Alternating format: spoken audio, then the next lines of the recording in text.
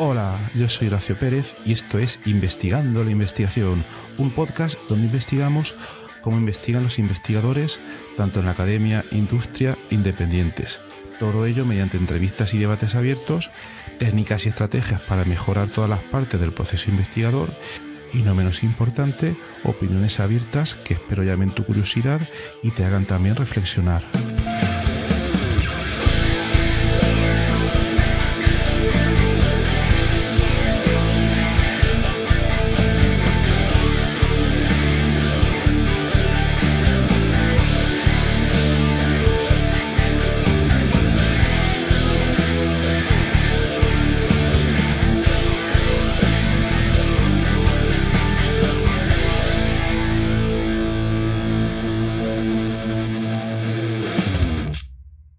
Hola, buenas tardes, buenas noches, en este caso si nos escucháis desde España, buenas tardes desde Latinoamérica. Bienvenidos a otro episodio del podcast Investigando la Investigación. Y hoy tenemos un episodio muy especial donde vamos a hablar de colaboraciones científicas y concretamente estamos hablando desde el canal de Ciencias Médicas que tenemos en el grupo, en la comunidad de investigadores en WhatsApp, de Investigando la Investigación, y donde tenemos a algunos investigadores muy potentes que vamos a hablar hoy con todos ellos y cada uno va a exponer muy resumidamente la investigación que está haciendo. Y entonces tendremos aproximadamente 4 o 5 turnos donde cada uno de ellos expondrá su investigación y luego el resto tendrá 5 minutos para plantearle dudas o ideas o todo lo que le quiera comentar con el objetivo de establecer pues colaboraciones. Y al final pues habrá un poco de discusión abierta, debate para hablar pues de cómo mejorar los procesos de establecimiento de colaboraciones y todo lo que salga después. Entonces, como primer invitado tenemos a Antonio Jesús Fernández García, que viene de la Universidad de Almería. Hola Antonio, muy buenas, ¿qué tal? Muy buena, Horacio. Pues nada, Eh, vamos a por ello. Si nos puedes contar lo tuyo, lo que haces, tu línea de investigación, adelante. sí, bueno, lo primero, darte las gracias un poco por poner este formato para que podamos conocer lo que estamos trabajando cada uno, que creo que me parece muy interesante. Y bueno, como bien Ujú. decía, bueno, yo soy de la Universidad de Almería, soy profesor de la Universidad de Almería, soy doctor en informática, de especialidad en inteligencia artificial. Y bueno, pertenezco al grupo de investigación de informática aplicada dentro de la universidad.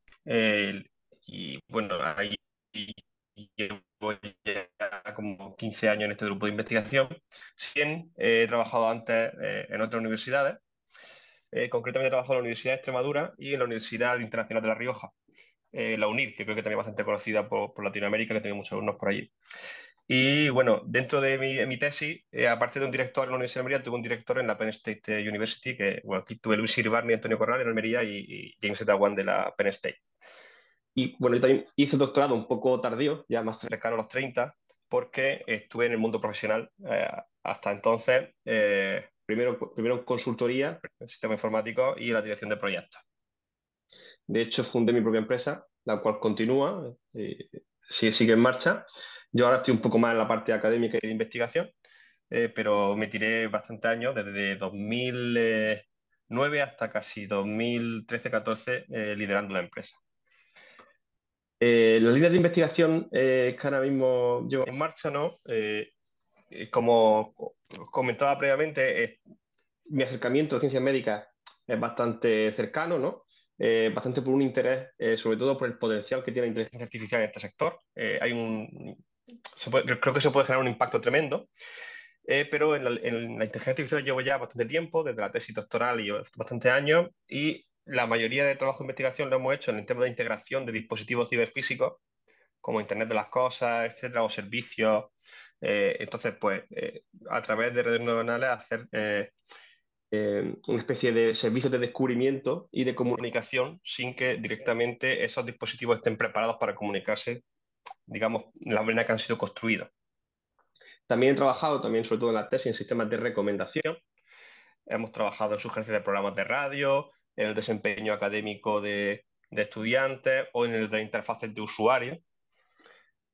Y en ciencias médicas, como decía, que es bastante más cercano, tenemos una línea abierta en temas de segmentación de órganos y en el tema de clasificación de imágenes con lesiones cutáneas, ¿de acuerdo? Em, y también estoy trabajando en lenguaje natural en entorno académico, pero incluso también aplicable de forma híbrida a imágenes y otro tipo de pruebas en ciencias médicas, ¿no? Y esa es la línea que para mí ahora mismo es más novedosa porque la estamos abriendo, ¿no? Em, en la parte de transferencia tecnológica de conocimiento, pues bueno, hago también mucha formación, tanto a nivel de dirección como a nivel técnica, para que se empiecen a aplicar inteligencia artificial en empresas y organizaciones. Por un lado, la parte técnica es directamente para enseñar a implementarla al personal más técnico, y la parte, digamos, más gerencial es para saber qué partido le pueden sacar a, a la inteligencia artificial dentro de una organización a día de hoy, que se escucha mucho, ¿no? Y la gente te pregunta, oye, ¿cómo puedo aplicarlo? Lo hago bastante, ¿no? Y luego también el tema de desarrollo de proyectos. Ya tenemos proyectos de inteligencia artificial puestos en empresas, ¿no? Como por ejemplo el reconocimiento de cara en eventos. Bueno, estos son propiedades de los que le hemos desarrollado, a los que le hemos hecho la transferencia tecnológica, ¿no? Pero ejemplos de cosas que hemos hecho son reconocimiento de cara en eventos para recolección de personas, lectura inteligente de documentos para conectarlos con sistemas de información como ERP, análisis de sentimientos en encuesta y categorización, o predicción, por ejemplo, de kilogramos de entrada de tomate por día y tipo en un momento determinado en empresas hortofrutícolas. Y vamos, la idea de colaboración que puedo buscar aquí, pues como decía, ciencias médicas me parece ahora mismo un ámbito increíble, y hay una cosa que es bastante importante en este ámbito, y es tener datos de verdad buenos, ¿no? Eso es una cosa claro, aquí el tema de trabajo con datos sintéticos puede generar secos muy importantes. Tenemos ya muy asumido hoy día el dato de datos sintéticos, pero a mí me gustaría trabajar con datos reales, y me motiva mucho este campo, la capacidad de que tiene de tener un inicial, ¿no? Entonces, pues, me gusta este tema y me gustaría aplicarlo allí. Generar o no, en la aplicación social o en publicaciones también científicas. También estancias cortas de colaboración en otros centros, formaciones en quien quiera aplicar inteligencia artificial, que sabe que tiene datos, sabe que tiene que tirar por ahí, no solamente trabajar, sino también formar si es necesario. Y en general, una cosa también es hacer, digamos, la investigación y luego llevarlo a un despliegue, a un entorno real.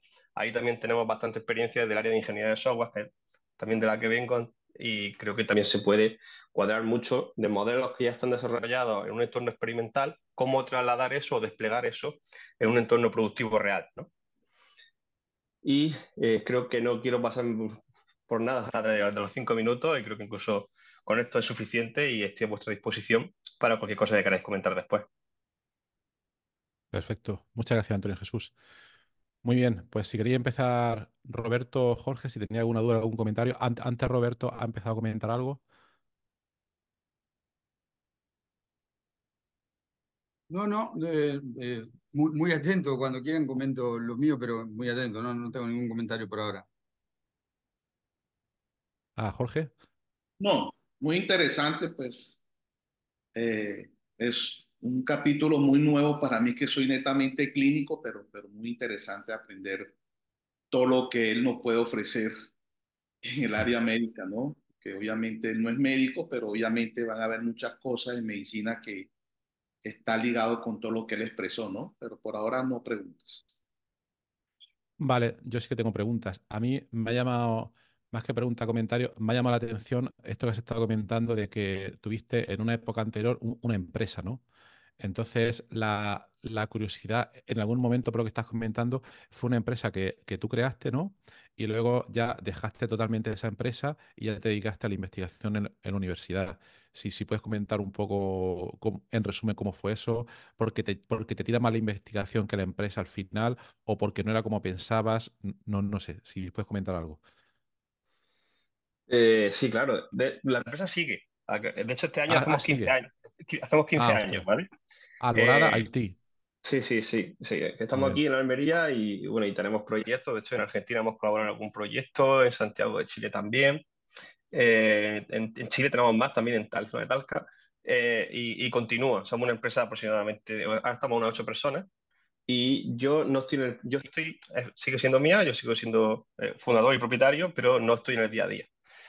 Yo empecé a hacer la tesis ya en 2014, la defendí en 2019, compaginándolo con la empresa, pero a partir ya también por temas familiares, de carga de trabajo y tal, a partir de sobre todo 2018-2019, casi que un poco reestructuramos un poco la empresa, una persona que se encarga de la parte de gestión, un director técnico, y yo me he ido desvinculando progresivamente en varios aspectos, ¿no? Delegando en varios aspectos. Y ahora en mis temas pues, estoy centrado bueno, ya me tiré 3 años en UNIR, un año en Extremadura, y desde este año ya 100% en la Universidad de Almería centrado en la carrera académica e investigadora. Espero que la empresa siga trabajando y vamos perfectamente. Vaya, pero o sea, imagino que, aunque has comentado que te has quitado gran carga de trabajo, porque imagino que tienes un director general o alguna persona bajo tu responsabilidad, que aún así no se puede dejar eso solo ahí, ¿no? Que hay que estar un Bueno, poco encima, imagino, ¿no? sí, hombre, vale, la verdad es que cuesta mucho separarse, porque cuando tú creas la empresa y sobre todo al principio, que son muy duros, y además siempre pensamos que nos gusta hacer las cosas como queremos, pero a veces cuando he visto cómo ha ido la empresa estos últimos 2 o 3 años, digo, mejor me tenía que haber quitado antes, ¿no? Pero bueno, pero no, que sí, cuesta mucho, pero afortunadamente la verdad es que en la empresa creo que casi solo, ¿eh? Ha ido surgiendo cada líder natural en cada parte, un poco más en la parte de gestión y otra parte de dirección, porque además son todos también ingenieros informáticos, no hay nadie especializado en gestión, somos todos ingenieros informáticos, pero se han hecho el hueco y la verdad es que va bastante, va razonablemente Vale, bien. Yo creo que incluso genial. aporta cosas que yo no era capaz de aportar, ¿no? Porque cada uno tiene su toque. Exactamente, exactamente. Vale, vale. Y otra pregunta rápida sería, has comentado, me ha dado la impresión que estáis en temas de modelos de lenguaje, ¿no? Entonces, no sé si estáis aplicando esto a algún proyecto relacionado directamente con medicina, no sé si has comentado alguno, por si podías explicarlo muy brevemente un poco más. Sí, el tema del procesamiento de lenguaje natural. eh, lo hemos estado trabajando en el entorno académico, ¿vale? Entonces, ahora mismo hay pues, muchísimas posibilidades de jugar con los LLM, como con el fine tuning, con el RAG, hay varias posibilidades, ¿no? Sobre todo también para gestionar lo más complejo que tienen los modelos basados en la atención, que es el tema de la disociación que al final lo que hace, digamos, no llega a comprenderlo de la forma que nosotros lo comprendemos y esa comunicación puede producir esas alucinaciones, ¿no? Que al final hace que no sea fiable en determinados entornos. Entonces, ¿eso cómo lo llevamos en el campo médico? En el campo médico, las cosas que tenemos resultados, y no tengo pendiente de publicación, son sobre todo trabajos con imágenes. Pero Mm, hay muchísima información que se puede extraer de las historias clínicas, de datos que son tabulares directamente, pruebas que sacan determinadas cosas, luego temas de imágenes, pero también hay un texto importante, ¿no? Entonces el procesamiento de ese texto puede acompañar. Entonces ahí está, trabajando con redes neuronales híbridas, estamos intentando juntar en algunos aspectos texto con imagen o dato tabular. ¿Y tenéis Y- acceso a datos, por lo que estabas comentando, tenéis acceso a datos reales de historias clínicas de algún hospital o algo así y lo estáis procesando con estos, digamos, primos de ChatGPT? Pues en la parte de datos reales es una cosa que me interesa muchísimo, ¿no? Entonces, por ejemplo, en este aspecto no, pero en el aspecto, por ejemplo, de segmentación de órganos, sí lo estamos cotejando ya con datos de un hospital en Extremadura. Y en el tema de análisis de lesiones cutáneas, hemos utilizado un dataset que es muy conocido en la literatura. Hay varios datasets que son conocidos en la literatura y ahí tenemos ya un resultado bastante bueno. Y justo en este momento estoy buscando unos datos mm, reales que no sean los de ese, digamos, dataset Ya, que utilizamos de benchmarking para poder trasladarlo. Porque el problema también de los modelos de inteligencia artificial generados con datos médicos es que los sesgos son muy, muy, muy altos y tienen unas peculiaridades diferentes que otros tipos de datos, ¿no? ujú, Pues la forma en la que se divide, en la que se trabaja, aunque seamos todos iguales, pero las poblaciones de diferentes, o sea, no es trasladable distante, por ejemplo,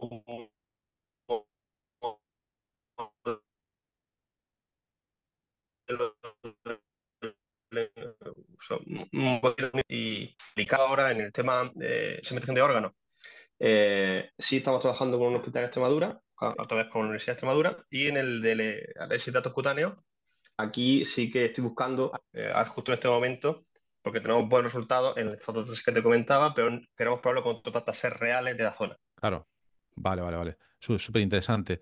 Vale, pues yo te preguntaré luego alguna cosa más. Vale, entonces no sé si Jorge o Roberto quieren añadir alguna cosa aquí. No. No, para mí es un tema ¿No? muy nuevo y muy Claro, interesante, claro. digo, Vale. no Genial. tengo. Vale, pues si queréis ya pasamos al siguiente turno por ir por seguir el timing.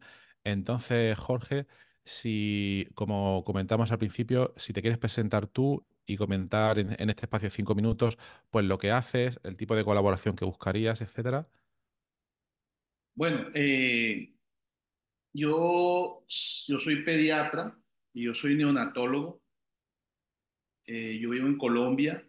En estos momentos soy el coordinador de una unidad de recién nacidos de alta complejidad en Bucaramanga, Colombia. Tengo más de 15 años de experiencia en esta área y desde mi época de estudiante, pues siempre me ha interesado la investigación adaptada a nuestro medio, porque, bueno, yo vivo en un país subdesarrollado con limitaciones en muchos aspectos y muchas veces lo que tratamos de hacer en el día a día es leer lo que investigan en países desarrollados y tratar de adaptarlo a una realidad nuestra totalmente diferente, con un sistema de salud diferente y con una población totalmente diferente. No tengo tan estructurado como el compañero previo a la presentación, diapositiva ni nada, pero No, no pasa nada. tengo varias publicaciones, tengo un diplomado en epidemiología, tengo una especialidad en docencia e investigación universitaria y tengo muy buenos amigos epidemiólogos, que creo que al final es lo que es la base de un buen proyecto de investigación, tener un buen proyecto, una buena pregunta y un buen desarrollo del problema de investigación que quieras hacer. Trabajo en muchas áreas materno-fetal, pero sobre todo lo que es calidad en atención neonatal. Y me ha interesado mucho en los últimos años las infecciones perinatales, todo lo que es toxoplasmosis y las infecciones emergentes como Zika, chikungunya y dengue, que en nuestra zona son bastante prevalentes y a veces son un poco abandonadas. Mi interés básicamente es hacer publicación, ojalá de alta calidad, eh, que busque dar a conocer lo que hacemos en el día a día desde el punto de vista clínico, porque muchas veces uno lee y uno dice lo que publican si harán clínica de verdad, porque a veces no hay una Ya. relación muy clara entre las publicaciones, los resultados o los resultados que queremos tener nosotros basados en lo que hacemos en el día a día. Entonces, mis trabajos han sido muy de lo que yo hago en el día a día, de mis preguntas que surgen día a día con mis pacientes en mi proceder y en mi actuar médico.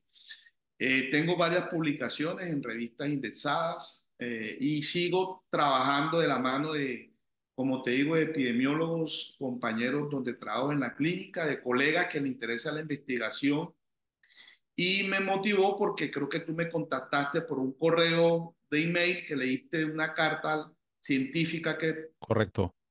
que escribí y realmente el interés es buscar colaboración, porque hacer investigación no es fácil. Todo el mundo te dice que sí, pero cuando es sentarse a escribir, investigar, te encuentras Mm. y miras para los lados y no encuentras a nadie.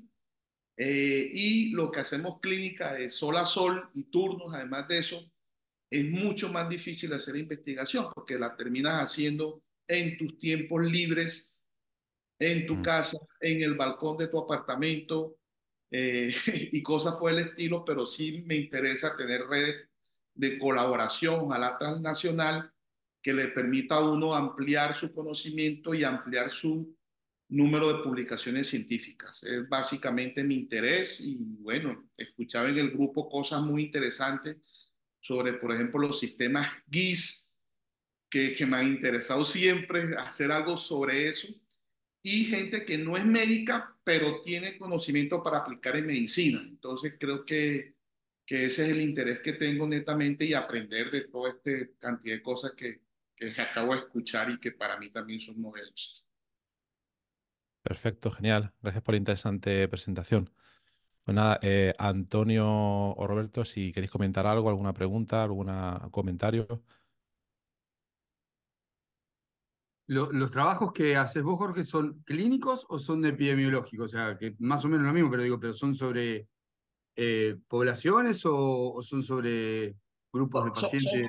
Son sobre poblaciones. Yo he tenido la Ujú. experiencia de hacer bases de datos nuestras, trabajo propio con nuestra base de datos que comentaba el compañero previo, y he hecho de todo, desde revisiones, desde reporte de casos, carta al editor. Ahorita estoy en revisiones sistemáticas con el grupo de epidemiólogos acá, pero son revisiones propias, se les puedo compartir algunas por el link si quieren más adelante, pero Claro, son de aportes clínicos y obviamente tienen un sustento epidemiológico, digámoslo así, un diseño, una metodología, una población, pero con el grupo de epidemiología que es la Fundación Cardiovascular, que es donde trabajo en Bucaramanga. Preguntaba esto porque, por lo que comentaba Antonio, digo, seguramente el volumen de datos debe ser importante en una población y tal vez eso, porque yo hago, o sea, algunos estudios clínicos donde tengo poquitos pacientes, digo, por ahí un estudio que tengo 90 pacientes, pero tal vez el volumen de datos que debes manejar vos debe ser muy importante. Por eso preguntaba, por lo que comentaba antes Antonio, en cuanto a los datos que por ahí serían interesantes para poder trabajar. Por eso era la pregunta. Ok, listo, no problema. Antonio, ¿quieres comentar algo? Sí, bueno, lo de los datos que decía Roberto, pues era una pregunta que yo también tenía, y sobre todo también por lo que veo que lo que hace también mucho a la hora de publicar Jorge, es sobre todo es también la descripción de casos clínicos, ¿no? Pero también en el análisis que lleve a facilitar un diagnóstico o a las características particulares de la población local en la que trabaja. Sí, digamos lo que hemos hecho hemos hecho reporte de casos, pero también hemos querido ir más allá con bases de datos que depende de la prevalencia de la enfermedad, pues te va a permitir hacer el trabajo con 90 como tiene el colega o con menos. Entonces, digamos, va a depender básicamente de eso, del tamaño de muestra que se establezca con los epidemiólogos y esas cosas. Hacer base de datos es difícil, muy difícil, porque, como te digo, están diseñados más para cosas clínicas y no para investigación. Entonces, muchas veces nos ha tocado a nosotros hacer bases de datos propias que queremos, problemas que queremos analizar muy puntual, y eso lo hacemos más por el espíritu, entre comillas, aventurero y investigativo que tenemos. Posiblemente creo que tú estás a otro nivel diferente por todo lo que comentaste. Pero bueno, creo que combinar lo clínico con lo investigativo, a pesar de las limitaciones que comenté de tiempo y esas cosas, lo hemos logrado de forma interesante y puedo compartirle algunas cosas, como para ejemplo, para que cada quien sepa como cuál es el camino que uno tiene y a ver si de pronto encuentra, de pronto tú lo lees y de pronto tú dices, yo puedo aplicar inteligencia artificial en esto que tiene el doctor Alvarado. Yo ahorita no lo veo muy claro con lo que tú planteas, porque para mí, te soy honesto, es algo totalmente novedoso. Entonces, cuando tú me hablas de todo eso, yo presto atención, soy muy abierto, pero le cuesta a uno que no esté empapado con todo lo que comentaste. Me parece muy interesante comenzar a aprender eso, Sí, porque eso es lo que se sí. tiene, pues. Eso sí es indiscutible. Claro, pero yo, por una parte, a ver, a mí me parece perfectamente normal, porque aunque estemos todos más o menos trabajando, cada uno desde su rama en las ciencias médicas, cada uno controla un poco en un área. A mí, por ejemplo, cuando os ponéis a hablar de epidemiología y ensayos clínicos, pues me cuesta también un poco más seguirlo, ¿no? Pero yo creo que lo que facilita mucho es un catalizador que conecte un poco los puntos entre lo que gente de áreas un poco diferentes están comentando. Por ejemplo, a mí me da la impresión, por lo que comenta Antonio y por lo que estás comentando tú, si tú, Jorge, tienes datos de ensayos clínicos, am, y esos datos tienes, por ejemplo, imagínate, varios pacientes, eh, 100 pacientes, no sé, los que tengan, no sé si has comentado unos 90, tienes características de esos pacientes y cómo han evolucionado. Por ejemplo, que tenga una salida, un resultado, ¿no? Entonces, esos datos, yo entiendo que Antonio los podría trabajar en un modelo de machine learning, etcétera, para intentar entender por qué algunos pacientes evolucionan de una manera y otros pacientes evolucionan de una manera. Ahí yo puedo hacer el catalizador porque conozco un poco esos dos mundos y porque estoy en un proyecto parecido. No sé si eso sería posible. No, no sé cómo lo ve Antonio.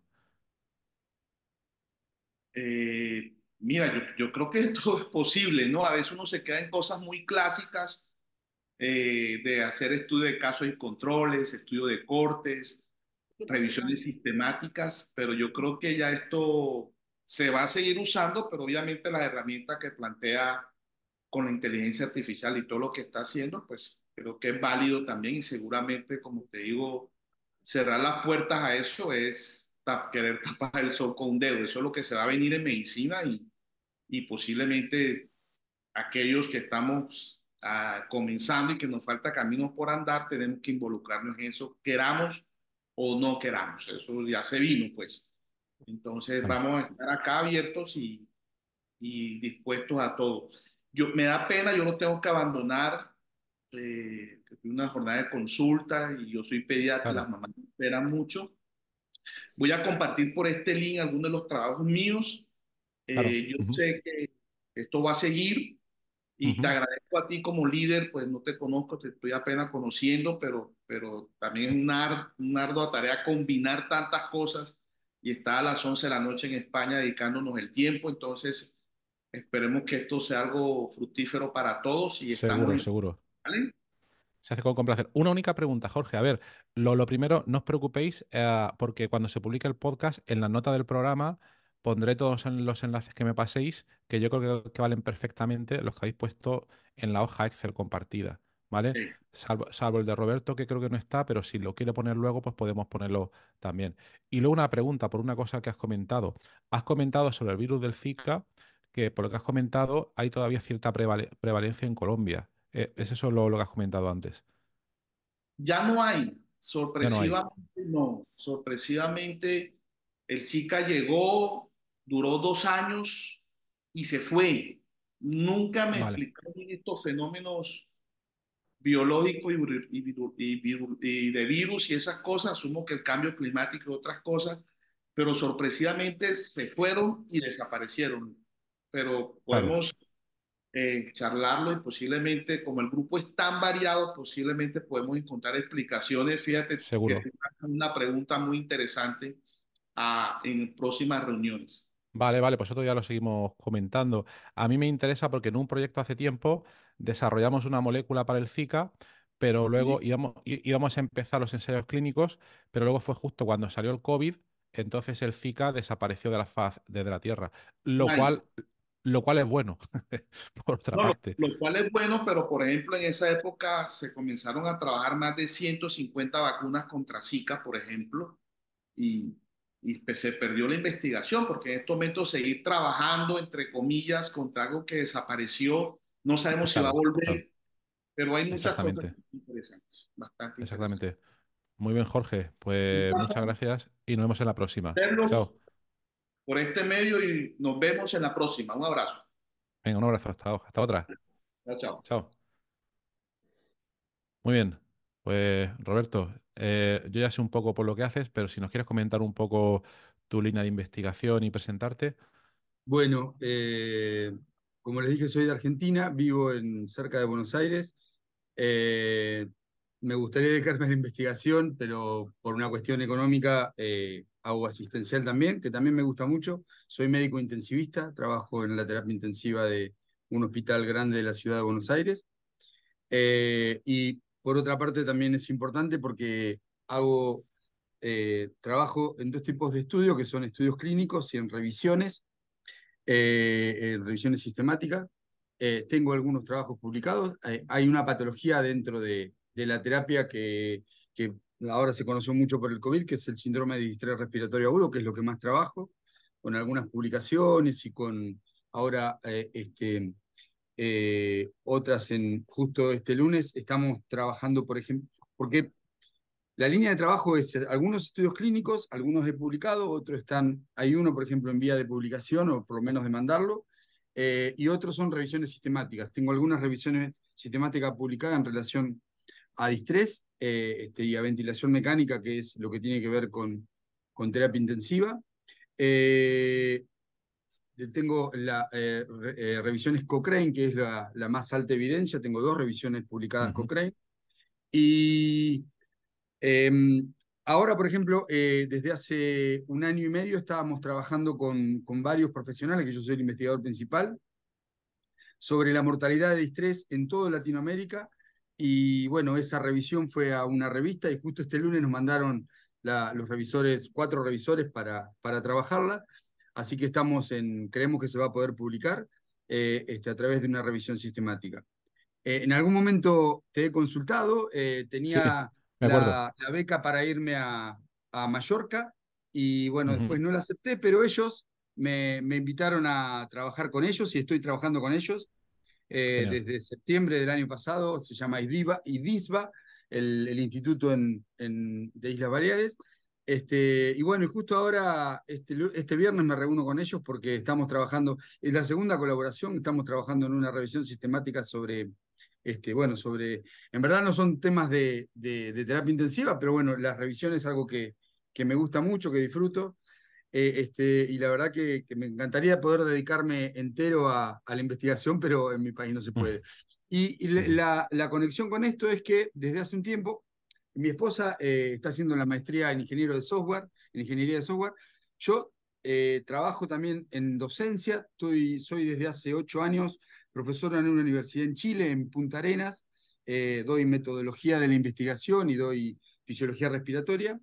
Y bueno, mi esposa con su grupo de estudio me contactó para que los ayude en la metodología y mi esposa tenía ganas de hacer algún trabajo o conocer un poco más de esto de ella. Se interesa mucho en el tema de la inteligencia artificial y las compañeras de ella también. De hecho, estaban desarrollando un trabajo de eso. Bueno, cuando vimos todo esto, por eso les comentaba que el domingo nos pusimos a leer y nos interesó mucho. Y la verdad que hasta ella y seguramente sus compañeros se plegarían si haríamos algo. La verdad que sería bárbaro. Yo la verdad que no tengo ningún conocimiento La primera vez que escuché inteligencia artificial fue escuchando el podcast de Horacio. Fue la primera vez que escuché, que entendí, empecé a aprender de inteligencia artificial. Y bueno, con relación a la medicina no sé absolutamente nada. Así que eso es más o menos un raconto de lo que hago y de lo que estudio. Y bueno, y lo que me gustaría hacer en cuanto a unión en el grupo o a trabajo o a ideas en común. genial, muy interesante. Muy bien. Pues Antonio, si quieres comentar algo. Sí, bueno, a mí me parece también muy interesante que haya entrado por ahí y además que esté colaborando directamente en casa con una ingeniería de software, porque claro, eso, yo que vengo de ese campo, pues facilita mucho y además si Claro, dentro de la maestría que está haciendo va cogiendo un poco este ritmo, pues si más adelante está interesada en un doctorado en esta área, pues siempre también se puede a trabajar directamente tirando investigación desde ahí, ¿no? Y claro, bueno, entiendo que en el ámbito médico es complejo, ¿no? Pero muchísimas veces, porque además los resultados que ofrece la inteligencia artificial o los modelos sobre todo el deep learning actual, pues no son explicables, ¿no? Entonces, claro, al no ser explicables, pues hay trastoca un poco la forma de trabajar y tampoco la forma de evaluación de los modelos que se generan no coincide tampoco mucho con la formación que tienen bueno, los médicos de base, ¿no? En su licenciatura y la forma que tiene de trabajar la estadística y tal, ¿no? Entonces ya entramos en un campo diferente que es complejo al principio de Pero entrar, yo, ¿no? yo te quiero hacer una pregunta con respecto a eso. Digo, porque desde la más absoluta ignorancia, ¿no? Yo, por ejemplo, ahora tengo un trabajo, 36 pacientes, que ahora lo estamos grabando, datos de 36 pacientes, ¿no? Como se hacen los estudios clínicos, con un objetivo primario, un objetivo secundario, en donde determinamos algunos de los elementos que queríamos medir, nos dio los resultados. Eh, ¿qué me cambiaría que yo diga, bueno, lo voy a analizar o los voy a trabajar con inteligencia artificial?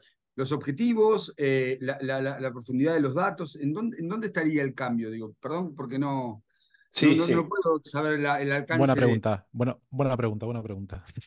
Sí, sí, vamos a ver, 36 datos, 36 pacientes quizás son muy pocos, ¿no? Para este tipo de sistemas, partiendo de un modelo que queramos entrenar nosotros, ¿no?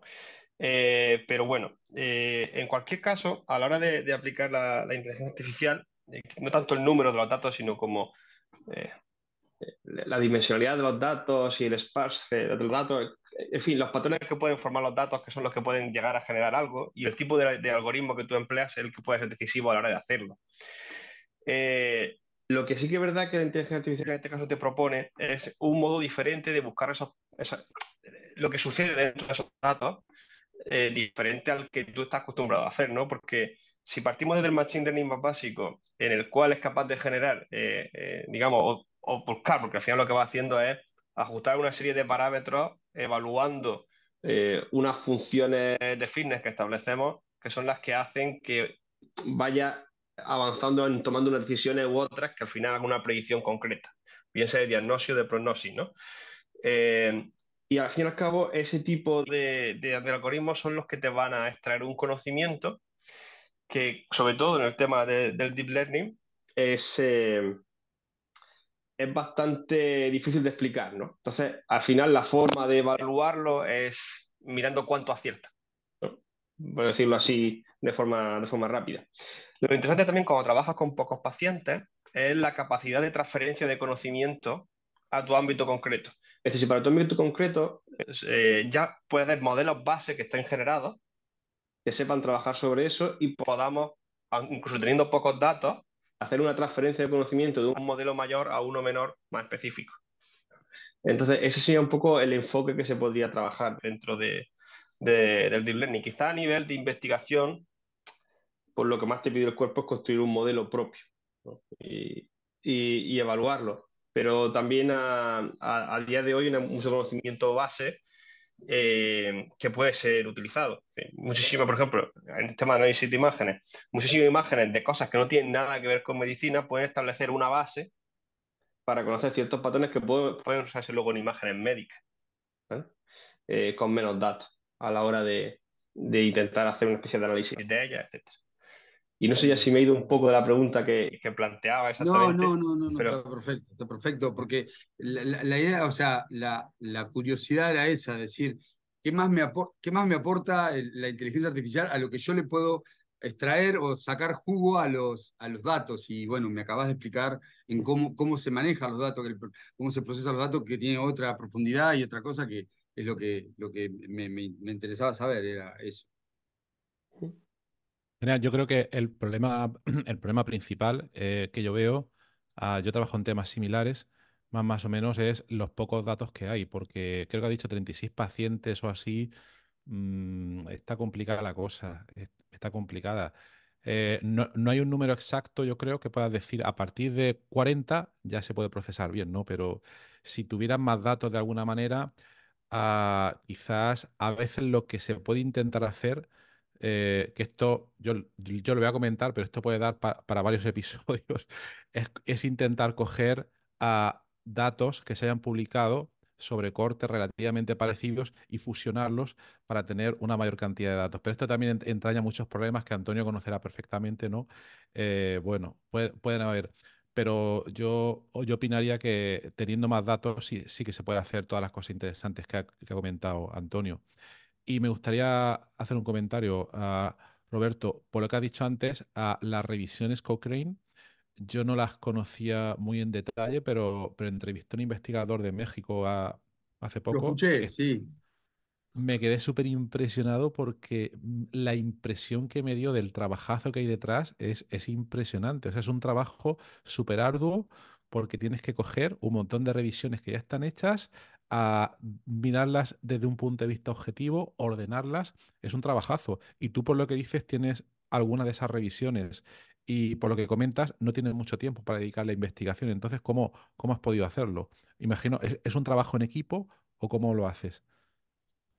Eh, Bueno, mira, acá, particularmente en Buenos Aires y en Argentina, y en mi especialidad, porque yo lo que hice fue sobre distrés, hay algunas personas que trabajan, que investigan. Yo la verdad que no tengo un grupo importante de trabajo, porque yo vivía en el sur, me volví a vivir hace 4 años a Buenos Aires, eh, y bueno, no he tenido la suerte de agruparme a un grupo. En esta revisión sí, pero cuando hice las dos revisiones Cochrane, te podría decir que el 90% lo hice yo. Me llevó mucho tiempo y Wow. la verdad que dedicaba mucho tiempo. Uf, Y la verdad que para mí fue un trabajo, como decís vos, muy arduo. Yo disfruto cada momento de las cosas que hago, de estas cosas, de revisiones, pero fue un trabajo muy arduo. De hecho, por ejemplo, ahora para Mallorca, el trabajo anterior fue, nosotros recopilábamos datos para gente que hacía una revisión con CREM, pero nosotros solamente ni figuramos como autores, recopilábamos los datos. En el trabajo que hice yo, hice como tirar el centro y ir a cabecear, más o menos, o sea, recopilar los datos y después analizarlos, o sea que hice todo. Fue una tarea muy ardua. La única ventaja era que no había tantos estudios, pero bueno, pero igualmente fue analizarlo. La primera me llevó 3 años, la segunda me llevó también 2 años y medio, y bueno, y la uf, verdad madre mía. que es Uf. que sí, fue una tarea muy ardua.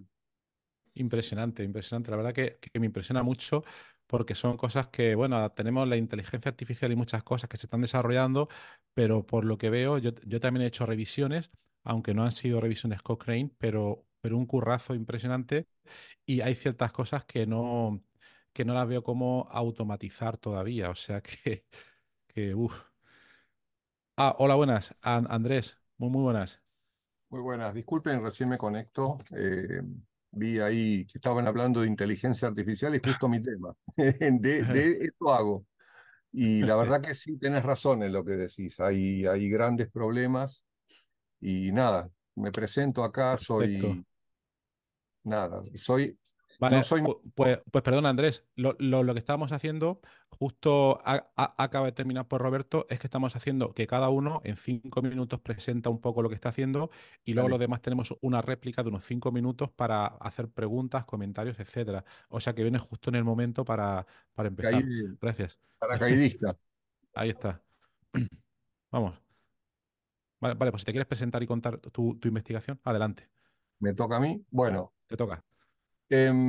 mi nombre es Andrés Hojendahl, soy un apasionado por la ciencia en general, no la ciencia, y arranqué por la parte que yo creí más difícil, que es la electrónica. Terminé de estudiar ingeniería electrónica a los 26 años. A los 19 años empecé a trabajar en investigación en biomedicina porque me interesaba la medicina. Entonces trabajé durante 10 años como investigador de CONICET en el Instituto de Ingeniería Biomédica, ahí en Buenos Aires, en la Universidad de Buenos Aires. Este, Hicimos toneladas de trabajo, hice el primer implante intracoclear en Latinoamérica, hicimos estimulador, hicimos caminar cuadraplégicos. Te estoy hablando año 80, o sea, estamos Wow. hablando de el microprocesador más poderoso que había era el 8080. O sea, Uf. el 6800 de Motorola gateaba a 1 MHz y tratábamos de hacer andar las cosas. Bueno, después de eso me dediqué a otras cosas, digamos, siempre cerca de la medicina. Me puse a hacer software, me especialicé en software y después, más o menos para el año 2000, me metí en la parte de software de comunicaciones e inteligencia artificial. Me volví a anotar en la universidad, hice una tesis, lo que llaman nivel doctoral. No hice un doctorado porque mi universidad es bastante particular, pero bueno, es pública, es una tesis de 240 páginas y tratan de la relación hombre-máquina, es decir, la relación entre las personas y las máquinas, no a nivel filosófico, sino que a nivel comunicacional, es decir, cómo las personas comunican con las computadoras. Básicamente porque, digamos, harto de que todo el mundo me trate computer freak, o sea, yo era el enfermito de la electrónica y la computación, y me di cuenta que las personas están enfermas cuando tratan de utilizar las computadoras de la manera que hoy las utilizan, o sea, es absolutamente antinatural. Consideraba que el lenguaje era uno de los caminos más poderosos que tiene la humanidad, porque después de todo el lenguaje es lo que nos comunica ahora, lo que ha permitido que todos ustedes sepan leer y puedan leer un paper y escuchar la mente de alguien que escribió ahí hace mucho tiempo algo, entonces permiten que las ideas se transporten en tiempo y espacio. Eso es una cosa maravillosa. O sea, poca gente recaba en eso, o sea, recala en ese concepto, ¿no? Eh, y después empecé a estudiar el tema de cómo hacer que las computadoras se comuniquen con las personas y que las personas y que la computadora le sea útil a la persona en términos de las personas.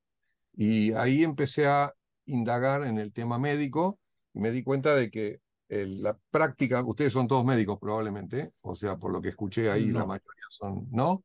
hay un poco de todo, hay de todo. Yo vi ahí muchos médicos que decían en la cosa, hablaban Sí, de COVID y de percepción y qué sé yo. Bueno, la cuestión es que me di cuenta que la práctica de la medicina tiene algunas fallas, es decir, yo vengo de la ingeniería, arranqué de las ciencias duras, las ciencias absolutamente inentendibles para los simples mortales. Una persona nace y se sienta a comer y no entiende ingeniería, y después de un montón de machacarle la cabeza, le rompes la cabeza con ingeniería y entonces ya no entienden a las personas. O sea, es como que hay un cambio de foco. Y entonces, bueno, me di cuenta que hay un grave problema en la relación médico-persona. El médico en general tiene una pequeño, o sea, nosotros somos todos gráficos los ingenieros, entonces tenemos un pequeño espacio de tiempo en el cual vamos 10 minutos a hacernos atender en un médico con algún problema. Y después tenemos toda la vida solos hasta que volvamos a ver al médico dentro de un montón de tiempo y le tenemos que relatar lo que pasó hace 2 semanas, hace 3 semanas, ese día que fui al baño y me sentí mal, ese día que me tropecé en la calle y no sabía dónde estaba. Todas esas cosas le tenemos que relatar y el médico y las personas no nos acordamos lo que hicimos hace 3 horas. O sea, hay un totalmente. problema. Entonces, los médicos no pueden estar con nosotros de la mano, en especial gente de mayor edad. Entonces, lentamente me di cuenta de que había que hacer un sistema de inteligencia artificial que acompañe a las personas en el momento más crítico, que es cuando están solas. Y entonces, ¿pero qué? Yo no puedo hacer una inteligencia artificial que sea un médico que hable con la persona porque estoy sustituyendo al médico. Entonces le pregunté a los médicos, ¿qué harían ustedes si ustedes estuvieran todo el tiempo con los pacientes? Y el médico le dice, y yo no lo jodería, pero a la mañana le diría lo que tiene que hacer. Y a la noche le pregunto si lo hizo, y cómo le fue, y si se sintió bien, y si tuvo tos. Entonces arrancamos con enfermedades crónicas, que son enfermedades bastante jodidas como la fibrosis quística, no sé si la conocen. Sí. Es una Ujú. enfermedad cuya prevalencia es baja, pero es genética. Cuando hay una modificación un delete del gen 598, se produce un problema en una proteína que tiene que Ujú. ver con las mucosas de las células, y entonces la persona larga mucho músculos y tiene problema de tos, y normalmente antes vivían hasta los 9 meses, o sea, nacían y morían. Hoy en día el periodo de sobrevida llega a los 45 años y hace poco hay una triple terapia que promete que hagan una vida normal. Pero estas personas necesitan el seguimiento del médico infalible, o sea, porque estas personas se equivocan una vez, pisan el palito, se tropiezan, se hacen mierda. Y después de eso no vuelven al mismo estadio que antes de la equivocación. Eso se llama exacerbación, o sea, cuando una persona tiene un problema que le empeora la enfermedad empeora y después de golpe va a un plató, pero el plató próximo no está igual que el plató anterior, o sea, luego de cada uno de las evoluciones la persona se encarajina más y más y más hasta que finalmente termina internada, jodida, etc. Y el problema de todo eso, descubrimos que, no sé si me pasé del tiempo, pero descubrimos Adelante. que las personas, que las enfermedades, vieron que hacen un cacareo bárbaro de la medicina preventiva. Yo tuve 10 años una agencia de publicidad, o sea, además sé cómo comunicar. Y me di Oh, cuenta de que la gente sobrecomunica, es decir, ¿ustedes hacen prevención médica de sus propias enfermedades o vida? ¿Sí o no? La mayoría no. La mayoría no hace un carajo. Entonces, todo el mundo habla de prevención médica y ninguno lo hace. Entonces, ¿qué es lo que pasa? Más vale prevenir que curar, ese viejo refrán. Pero la realidad es que las enfermedades crónicas, que son las mochilas que tiene mucha gente en la espalda, lentamente comienzan a arruinarle la vida si no la previenen, pero si la pueden prevenir, en el momento incipiente que comienza el problema, es fácil de prevenir, no produce problemas y permite generar una vida mucho más larga. Entonces, de alguna manera, la prevención activa en el momento in situ con una alta sensibilidad ayuda a las personas a vivir mejor. Y entonces, ¿qué hicimos? Me puse a trabajar en una plataforma conversacional que la desarrollé durante 15 años, aunque parezca una mentira. Empecé en el 2005 y esta plataforma conversacional permite que un médico pueda decirle a una virtual persona, que es una persona inteligente virtual, qué cosa le tiene que decir al paciente, en qué momento, qué le tiene que preguntar, y a su vez, en base a lo que le pregunta, con qué algoritmo ataca las cosas que le contesta el paciente, y dependiendo de eso, saber si tiene que avisarle a la emergencia que tiene un problema o no. Muy interesante, Y muy interesante. eso hace 2 años lo empezamos a poner en práctica en un hospital de verdad, con personas de verdad. Los médicos todos horrorizados, la inteligencia artificial me va a suplantar, me va a quitar el trabajo.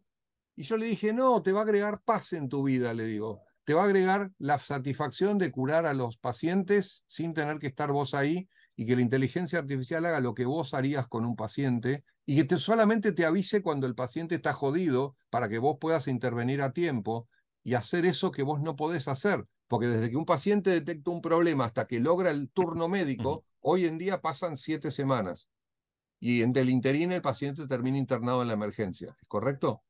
Totalmente. Entonces, imagínate que vos, 3 días antes de que el paciente empiece a tener síntomas que ya son irreversibles, el sistema le pregunta todos los días cómo se siente y ya detecta que el paciente se está enrumbando para la cornisa. Y antes que el tipo se tropiece y se caiga por la cornisa y se rompa el alma, le avisa al equipo médico silenciosamente y el médico toma la decisión distendida de decirle, oye chiquita, hace esto. Y esto es real. O sea, ayer me reuní con uno de los médicos y me dijo, el 30 de diciembre, uno de los pacientes me llegó una alerta amarilla, la llamé, le pregunté cómo estaba, me dijo que estaba con un poco más de tos, que gracias por la pregunta. Cuando le dije, de chica con fibrosis quística, 20 años, le dijo, Karen, ¿cómo estás? Bueno, cualquier cosa me avisas. Al día siguiente le preguntó, el sistema le volvió a mandar una alerta amarilla, porque el sistema conversa con Karen todos los días y le pregunta cómo se siente, cómo anda la tos, cómo está del apetito. Le hace todas las preguntas que los médicos le harían. Y si está bien, no le pregunta al día siguiente, le pregunta cada más tiempo. Pero si empieza a ver que Bueno, alguna variable está media floja, le pregunta enseguida. muy O bien. sea, le va haciendo Andrés, el... perdona. Sí, Sí, si quieres un minuto más, porque ya como está. somos varios, para no. Bueno, Sí. eso es un poco la emoción de todo esto. O sea, estamos Ujú. funcionando en no la inteligencia artificial que le preguntas cualquier Sí, cosa como ChatGPT y te contesta cualquier estupidez, porque eso realmente no sirve. Estamos tratando de replicar lo bueno de la medicina y transformar el poder del médico a un pulpo de miles de brazos donde el médico solamente, y además no estoy hablando de un médico solo, estoy hablando de un equipo médico que trata a un equipo, ahora están tratando 60 personas con este sistema, se está presentando en el Congreso, se presentó en el Congreso ahora de fibrosis quística, perdón, en el Congreso de Medicina del septiembre en Argentina, en la Sociedad Argentina de Medicina, se presentó en noviembre en un comunicado en unas jornadas de informática médica y se va a presentar en un Congreso Internacional de Fibrosis Quística ahora en marzo. O sea, estamos hablando de laburo serio y eso es un poco lo que perfecto. hacemos. Genial. ¿Qué Pues sé yo? súper interesante. Has contado muchas cosas súper interesantes. Ahora tenemos el tiempo un poco pues, de réplica, comentario, entonces yo veo algunas cosas pues más o menos claras, pero bueno, Roberto Antonio, bueno, y está también Milovan Paolo Acevedo Catril, que no sé si nos está escuchando. Hola, Milovan. Hola. Perfecto, vale. Pues ahora estamos en el tiempo de réplica y comentarios hacia Andrés. Luego puedes presentarte tú. Pues nada, Roberto, si quieres comentar algo.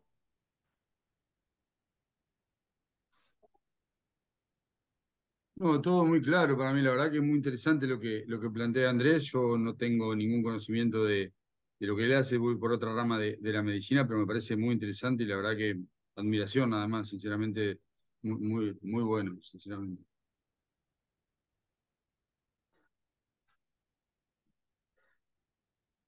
Antonio. Bueno, yo la verdad es que debo ser de esos que estudió tanta ingeniería que al final tampoco puede comunicarse en un lenguaje natural con otros que no son ingenieros, pero Sí, sí. eh, mm, no tengo ninguna pregunta más ya porque, bueno, no sé exactamente ni qué hace ni cómo, no se ha dicho tampoco exactamente, ni qué inteligencia artificial podía mantener conversaciones en 2005 cuando apenas aprendíamos a hacer pequeños contextos con redes recurrentes. Entonces, bueno, pues si puede compartir algún tipo de información científico-técnica de las que dice que está presentando en congresos, pues le echaré un vistacillo a ver si logro entender. Sí, Andrés, luego cualquier enlace de todo lo que tengas, en la nota del programa vamos a compartir toda esa información. Si nos lo pones por el grupo de chat, ahí Te luego lo lo pongo podemos. en el grupo. Le pongo un video, estoy haciendo, eso Perfecto. es una de las cosas que estoy haciendo media docena de cosas más. Estamos haciendo prevención de suicidio. Wow, Estamos haciendo perfecto. prevención de suicidio. Le puedo poner hacemos muchos videos para que se vea cómo funciona, porque ver una conversación es muy importante, es como ver una novela, es como ver Claro, una película. Y entonces claro, para ver. voy a compartir un par de videos en donde hemos hecho una persona, lo que nosotros armamos son personas virtuales.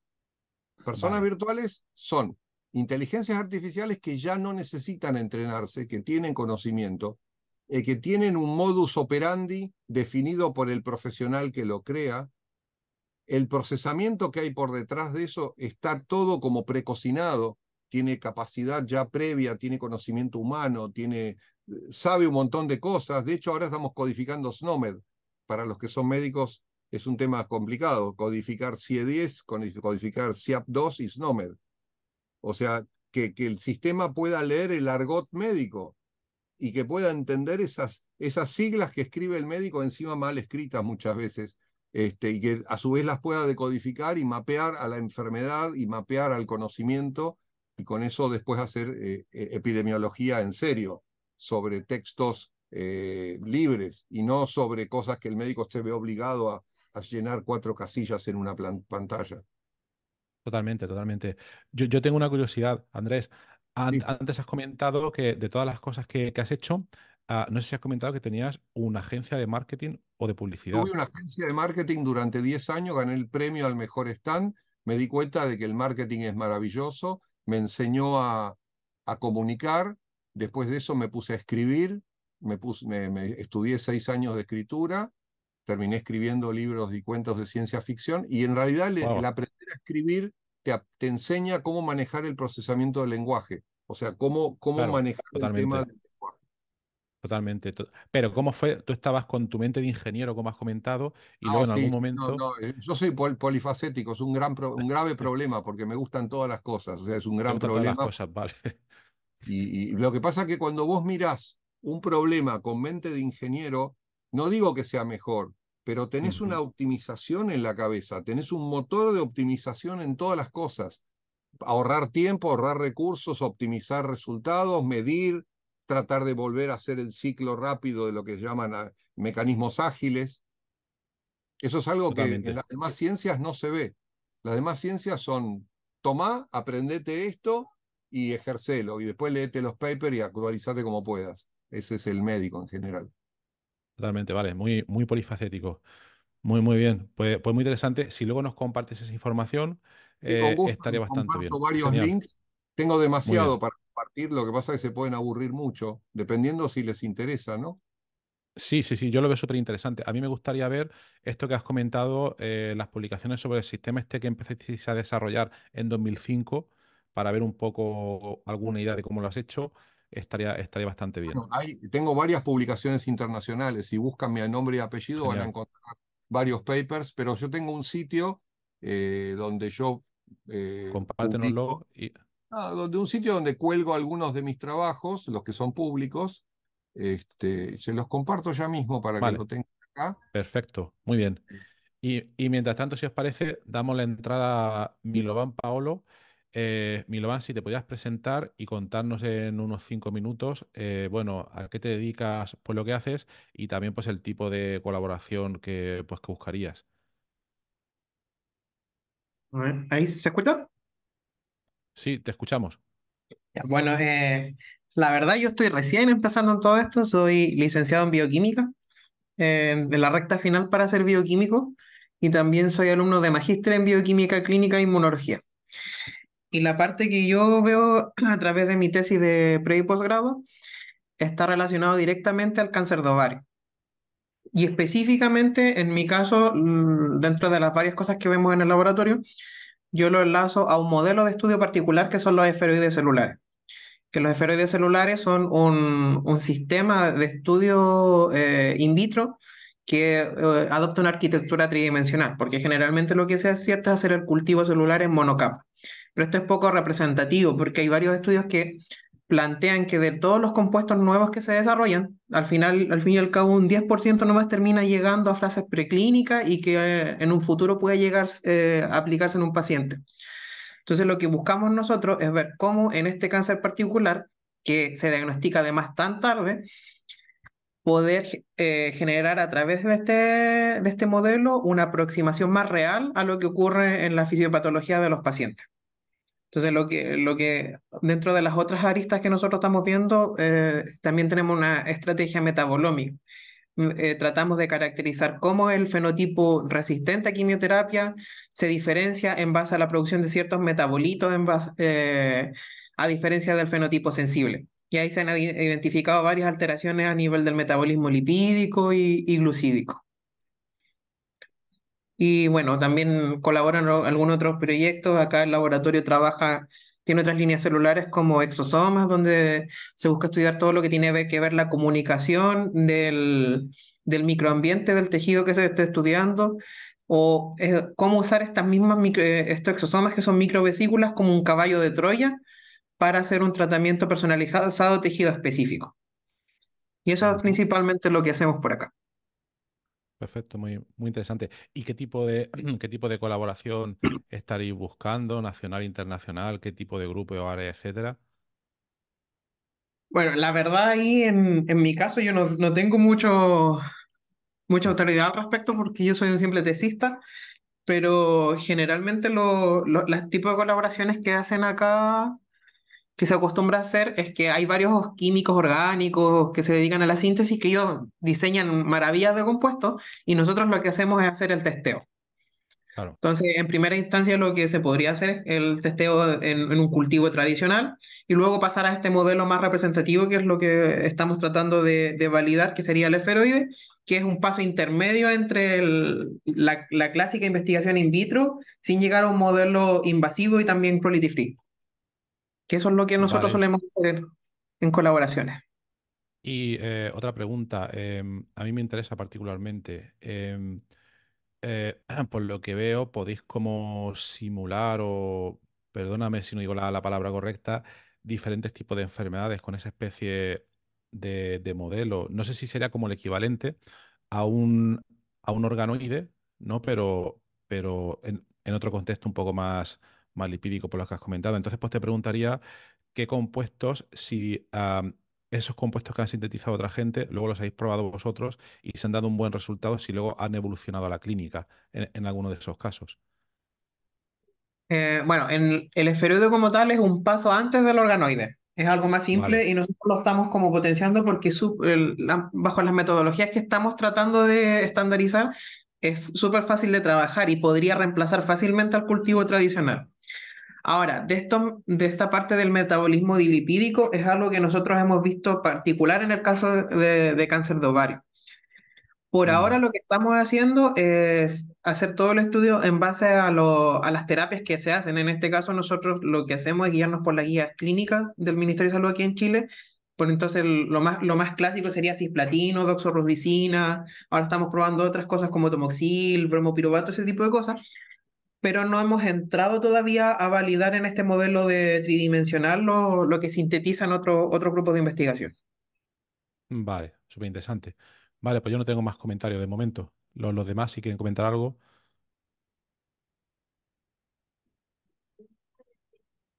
¿no? No tengo. Bueno, personalmente a mí me parece muy interesante. Lo que pasa es que es verdad que estoy muy limitado en comprender lo que has dicho. Se me queda muy fuera de contexto, así que tampoco tengo la capacidad como para comentarlo, pero creo que me he quedado con una idea general y me parece pero muy interesante. Y me gustaría incluso ampliar, saber exactamente con qué datos trabajan y cómo los gestionan, porque me parece interesante, ya te digo. Pues me lo Bueno, van, si luego puedes hacer como Andrés, bueno, y como los demás, compartir en el grupo algunos enlaces de tu grupo, de lo que hacéis, etcétera, y así siempre se puede ampliar un poco más la información. eh, quedaría un poco en pausa porque la verdad es que están casi todas las tesis enviadas y están esperando que se publiquen. En algún Ah, momento vale. está Vaya, en proceso de. llegará, llegará. Genial, muy bien, muy bien. Pues nada, si os parece, ya queda muy poco tiempo. Me presento yo brevemente, que no lo he hecho. Bueno, yo soy Horacio Pérez, yo soy de formación químico, soy químico computacional, que es una cosa bastante rara, ¿no? Porque no está ni en la química ni en la computación. Y bueno, a lo que nos dedicamos en mi grupo de investigación, tenemos como que dos ramas principales. Una es el descubrimiento de fármacos, por eso veo muy interesante por lo que estás haciendo. Y ahí, bueno, hemos trabajado en muchísimos proyectos. Nosotros lo que hacemos es predecir compuestos que, mediante técnicas computacionales, inteligencia artificial, etcétera, que puedan evolucionar a fármacos. Entonces, hemos trabajado en muchos contextos en el Zika, por lo que comentábamos antes con Jorge, en el COVID, en el cáncer. En el cáncer colorectal tenemos un compuesto que ha llegado a la clínica. También tenemos otro compuesto que ha llegado a la clínica en temas de pérdida de peso, etcétera. Y bueno, es un área complicada porque yo me muevo entre la química, luego la computación, la supercomputación, la inteligencia artificial y también tengo que hablar con médicos. Entonces estoy todo el día hablando con gente pues muy diferente y al final pues no sé ni quién soy y ni lo que hago al intentar hablar con tanta gente distinta. Y luego también estamos en un proyecto que está más cerca de los médicos, que es un proyecto que ya ha introducido pues Roberto y Antonio Jesús, que lo había introducido ya. Básicamente estamos en un proyecto europeo para... am, lo que se ha hecho en ese proyecto es intentar ir un poco en la dirección de la medicina personalizada. Entonces, se han cogido biobancos de diferentes países europeos, se han intentado juntar en un solo banco para tener una gran cantidad de datos. Ese proceso de armonización, de homogenización de datos es una pesadilla, es muy complicado, como podéis imaginar. Y una vez que lo hemos conseguido, ha sido desarrollar modelos de inteligencia artificial, como había introducido Antonio, y que además sean explicables para que se entienda por qué cuando la red neuronal o lo que sea funciona, que un médico pueda abrir esa red neuronal y ver por qué a un paciente lo va a predecir con buena evolución o mala evolución, etcétera, etcétera. Y también estamos un poco pues intentando acoplar la química con inteligencia artificial explicable y los modelos pues, de lenguaje. Donde menos controlamos ahora mismo es en el tema de modelos de lenguaje. Ahí tenemos muy poca experiencia. Por tanto, Antonio, a lo mejor podríamos hablar un poco, porque ya estamos un poco verdes. Pero bueno, básicamente somos un grupo multidisciplinar. Yo soy químico, tenemos biólogos, físicos, bioquímicos, porque hay problemas que tiene que haber gente pues, de varios campos para poder hacerlo. Una Cualquier duda, pregunta, pues sí. Horacio. ¿Utilizaste los mecanismos de aprendizaje para lo que, viste que utilizan a partir de la codificación de ADN, hacen el cálculo del folding de las proteínas para justamente, viste que es todo un problema, es un problema muy complejo Sí, que lo han resuelto bastante bien con modelos parecidos a los modelos de lenguaje, modelos de supercomputación? Eso lo han hecho en sí, NVIDIA. sí, sí. A ver, bueno, lo de resuelto, yo No, diría no, no está resuelto, ¿no? No, que se ha avanzado bastante. han Se ha avanzado avanzado bastante en eso. predecir trillones de combinaciones y buscar la más óptima para búsqueda del medicamento. Eso está Totalmente, bueno. totalmente. Los modelos de lenguaje es el tema mío, es un tema que yo conozco a fondo y es un tema muy, pero muy espinoso. Yo, como ingeniero, pensé que era una pavada y me di cuenta que los lingüistas tomaban las cosas del lado humanístico y entonces cuando lo querían computarizar lo arruinaban. Entonces tenían el tema de lo humanístico va por un camino, la computación va por el otro y los modelos de lenguaje van por otro. O sea, y son Pero bastante... yo veo que está cambiando un poco porque estoy escuchando una palabra. Bueno, entrevisté en el podcast hace poco a Marco Baroni.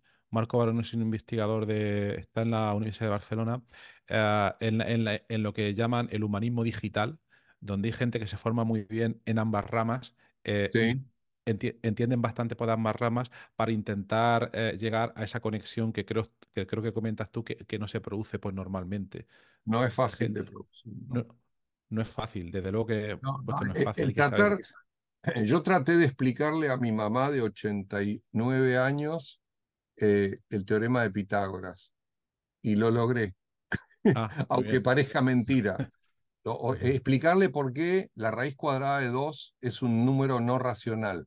Es una cosa que una persona normal no puede entender fácilmente, pero cuando uno logra encontrar los modelos sencillos para poder explicar algo difícil de la manera sencilla, lo que ocurre es que los que tratan de explicar cosas difíciles, en general, se escudan en su sapiencia, opacando Totalmente. mediante palabras, opacando a los que no saben para ilustrarse, en vez de tener la humildad de traducir algo difícil a algo fácil y mostrarle a las personas de que todos son capaces de entender. Esa es la Totalmente. diferencia. Sí, sí, sí. Si uno. Hay, mm, hay una vertiente que se está dando muchísimo de mi punto de vista en los últimos años. Quizás yo lo estoy viendo más en los últimos 10 o 15 años.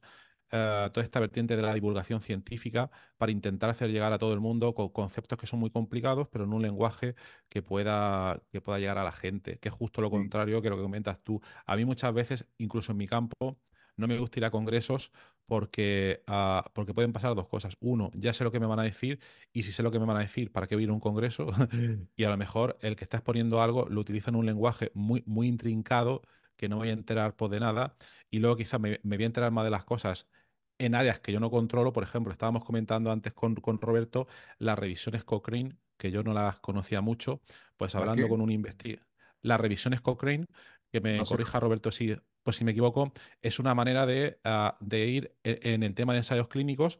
No sé si es exclusivo de ensayos clínicos o es más amplio otras áreas, coger gran cantidad de trabajo sobre un tema determinado y hacer como una especie de evidencia, como hacer una especie de promedio, como si dijéramos, para ver, por ejemplo, imagínate que la pregunta es, ¿fumar es bueno o es malo? Yo creo que la respuesta pues la sabemos todos, ¿no? Pero bueno, creo que, Pero que algo Roberto. cortito cuento. Sí, Hay un caso, un dato muy importante que fue en el COVID. En el COVID empezamos a utilizar los corticoides porque se demostró intra-COVID, no había evidencia con el COVID, nos sorprendió todo, y se demostró a través de una revisión sistemática, a través de un metaanálisis, que los corticoides disminuían la mortalidad. Se habían Claro, hecho varios estudios en el mundo. El más grande era de Reino Unido, y donde ninguno de ellos lograba disminuir la mortalidad, o sea, la P no daba. Cuando se juntaron todos en un metaanálisis, se suman los pacientes y se hace una medida sumaria que es el conjunto de todos. Bueno, ahí sí. en ese caso dio, y a partir de ahí empezamos a usar los corticoides y bueno, era una de los primeros tratamientos que hacíamos con los pacientes, donde se sabía que era una de las pocas cosas que disminuía la mortalidad. O sea, ese es Sí, un poco el porque colorario de lo que son las revisiones sistemáticas y el metaanálisis.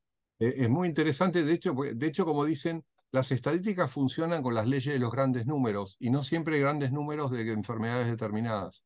Claro, Y, claro. y aparte las condiciones de independencia de las variables es una ilusión matemática. La realidad es que todas las cosas dependen de todo. O sea, las interdependencias, ¿no es cierto? Los médicos lo ven mucho, porque el cuerpo es uno solo. O sea, digamos, está todo El cuerpo es un conectado. sistema Le ponen muy una complejo. inyección y le produce un montón de cosas. Déjame prendido, vale. Sí, sí. Este, Totalmente, totalmente. es muy... Pues sí, pues si tenéis alguna duda más, y si no, por ir cerrando, que se nos va yendo un poco el tiempo, os comentaría, bueno, yo creo que uno de los temas principales que queríamos tratar hoy es el tema de presentar cada uno lo que está haciendo. Quizás en sucesivas sesiones podemos ya profundizar un poco más, pero yo os quería terminar un poco preguntándoos a vosotros cómo, qué opináis o qué forma tenéis de hacer para cuando buscáis una colaboración, ¿no? Por ejemplo, lo que estamos comentando. Me interesa, necesito, no sé, Roberto, por ejemplo, más datos de pacientes o Antonio, más datos que no sean sintéticos o Andrés, aplicar mi sistema que he desarrollado para la fibrosis quística, me interesaría aplicarlo a otra enfermedad que se produce en otro país, ¿no? O Milovan, el sistema que tenéis de que has comentado, aplicarlo a otra enfermedad, ¿no? ¿Qué hacéis cada uno de vosotros o cómo lo veis a la hora de buscar colaboradores? ¿Cuáles los principales problemas que veis o cómo abordáis ese problema?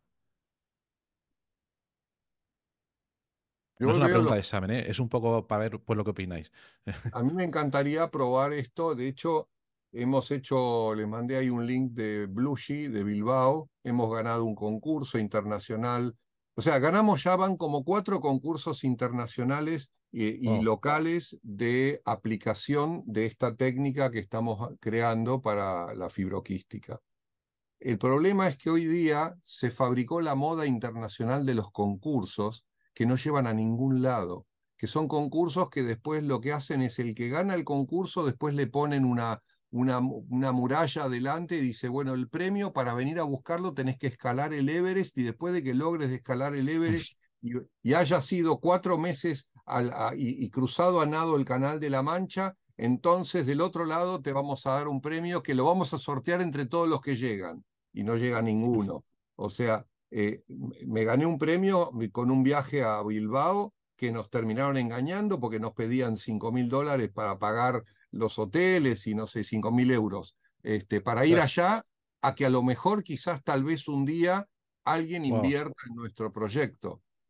O sea, uf, el tema es que termina siendo toda una movida publicitaria que mueve a las empresas que son sponsors, les cobran a todo el mundo el plan del proyecto Le digo, tengan cuidado con esto de los concursos, porque sí, me anoté en totalmente. tanto de buena fe y terminé estrolado contra la pared, con Madre mía. proyectos de aceleración y 10 años fui docente de la universidad en emprendedorismo, así que la conozco de adentro y la realidad es que me terminé pegando, por lo cual yo a veces busco la colaboración de decir, ok, hay un centro de salud que quiere hacer una prueba piloto, bueno, nosotros estamos dispuestos a poner nuestra tecnología a disposición para hacer pruebas piloto, pero lo que no vamos a hacer, que ya no lo hacemos más, es, bueno, ok, vamos a hacer una prueba piloto, bueno, ustedes ponen los pacientes, nosotros ponemos la tecnología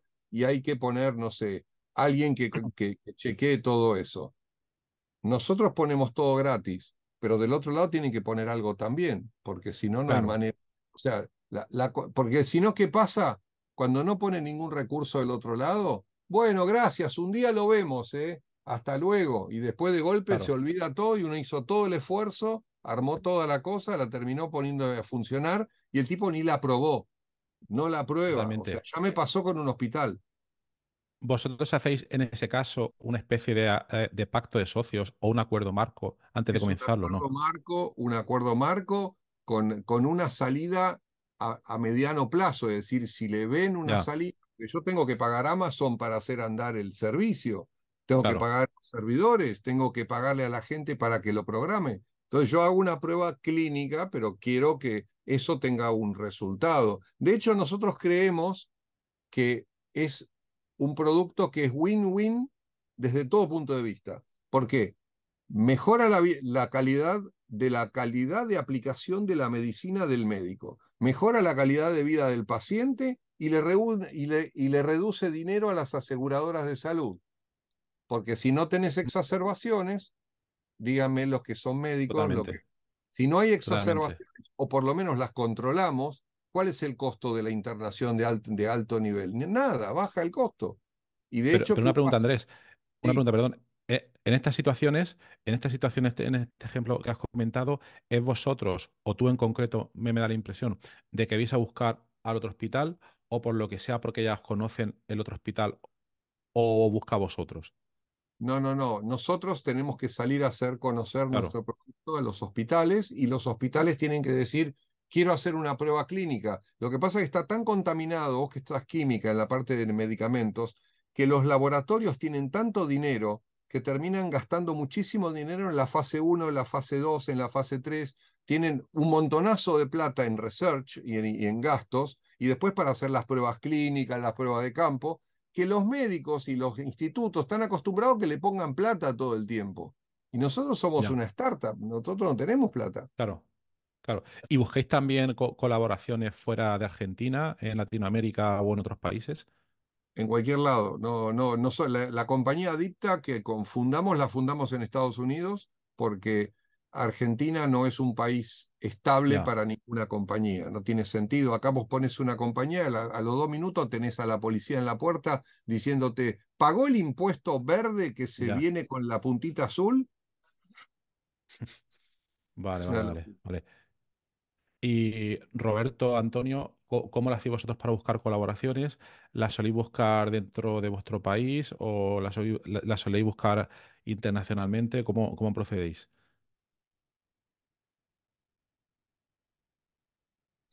Bueno, en mi caso yo llevo integrado muchos años en el grupo de investigación liderado por Luis Iribarne en la Universidad de Almería y la verdad es que ellos tienen mucho, pues siempre, bueno, históricamente yo no sé los años que llevarán, yo llevo 14 15 años aproximadamente en el grupo de investigación, pero llevan como 20 años de proyectos nacionales, siempre además de forma continua, con lo que siempre han tenido y tenemos una financiación, ahora mismo también tenemos financiación de un proyecto nacional.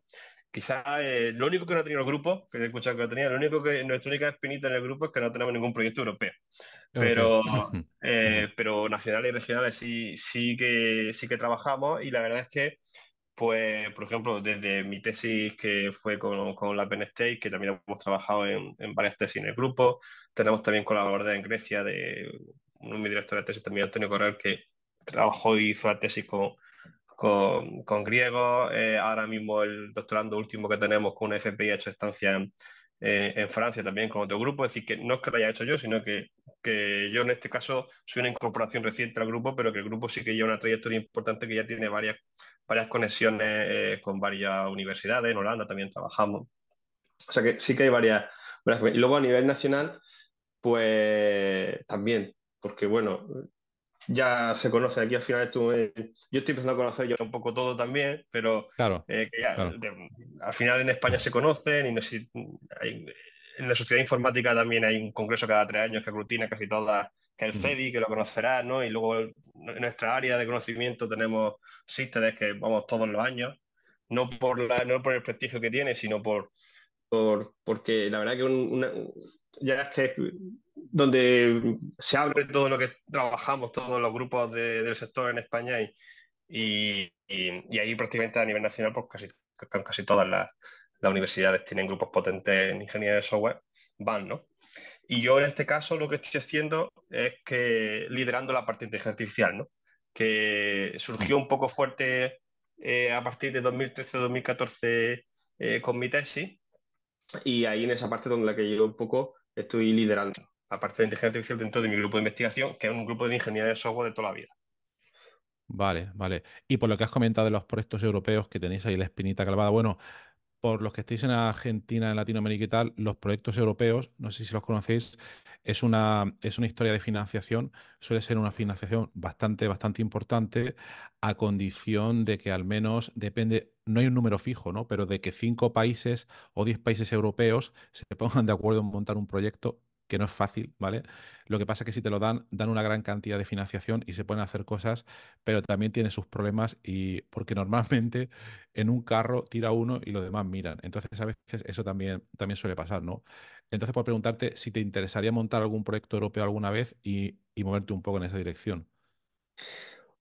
Hombre, no sé si me compete a mí tirar de ese carro, pero realmente sí, a mi grupo estoy seguro que sí, porque un poco que es quizás es lo único que falta, pero es verdad que tú ya lo has dicho, también son proyectos también muy, muy, muy competitivos, donde tienes que ir de la mano de un buen grupo de socios, que esté bien armado, que esté bien trabajado, que tenga experiencia, en el que pueda encajar bien.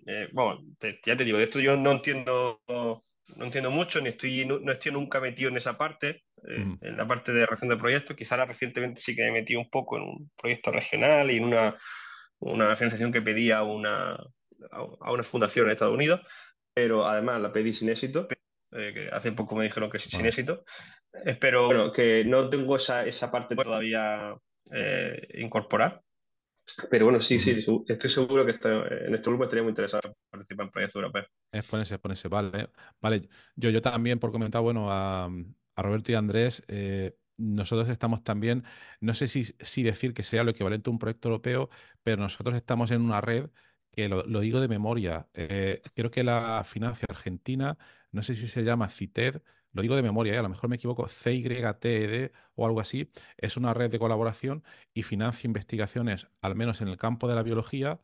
Lo está coordinando, es un proyecto que estamos sobre temas de extracción de compuestos bioactivos en plantas y está coordinada por Valeria Sulsen, que es de la Universidad Internacional de Buenos Aires, si no recuerdo mal, No, y coordina una Universidad investigación. Internacional de Buenos Aires no es Universidad de Buenos Aires. Vale, vale, perdón, eso es. No Universidad existe de Buenos Universidad Aires. Internacional de Vale, vale. Buenos Aires. Mi memoria es muy mala. No, no, no, pero Sí, por las dudas. Se llama Universidad de Buenos Aires, es donde yo me recibí. La UBA. VA. claro, claro. Vosotros la conocéis B bien. alta, B alta, como dicen ahí en España. Eso es. Y me parece una opción pues, bastante interesante. También lo he visto un poco complicado, pero de coordinación, y no sé si existen solo para el tema de biología o también para temas de inteligencia artificial u otras historias, por lo que he visto. No, no, Am, no alcanzo a entender, Horacio. O sea, este grupo lo que hace financia proyectos. sí, mira, luego, un segundo, luego puedo enviar el enlace, lo busco tranquilamente y Sí, te, y- mañana no hay problema, sí, porque me interesa.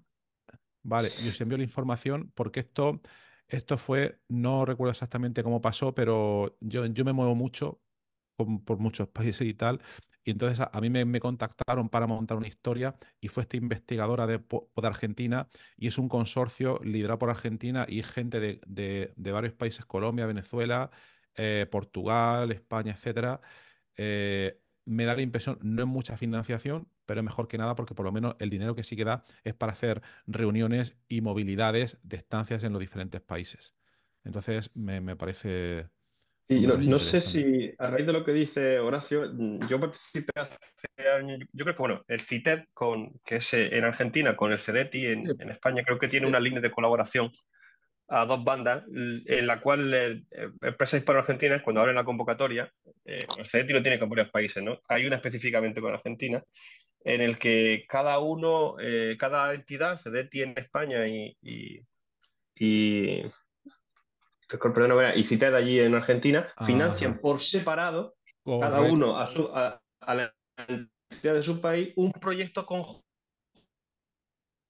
correcto, correcto. Acabo de encontrarlo, sí. CITED, eso es. Ostras, se ha quedado frito, ¿no? Un- Aprovecho, si se quedó frito, quería comentar algo. Yo estuve Mm. participando muchísimo de proyectos de investigación y entre universidades. Y el problema es que viste, hay una especie de quimera de vanidades entre las universidades. O sea, ¿viste la película, la novela Quimera de las Vanidades? No, pero me la puedo imaginar, Bueno, un poco.